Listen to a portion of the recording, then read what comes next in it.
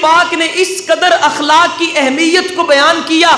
آئیے میں صحابہ کرام کی زندگی میں سے ایک واقعہ آپ کی سماعتوں کے حوالے کروں, آپ حیران رہ جائیں گے. امیر المومنین عمر فاروق اپنے عہدے پر بیٹھے ہیں, اپنے تخت پر بیٹھے ہیں, رات کا وقت ہے, دیا جل رہا ہے, آپ وہاں بیٹھ کے کوئی حکومتی کام کر رہے ہیں. شام ہے, سورج نہیں ہے, اندھیرا ہے. اسی اثناء میں حضرت علی کرم اللہ وجہہ اندر داخل ہوتے ہیں. حضرت عمر فاروق اپنا قلم روکتے ہیں.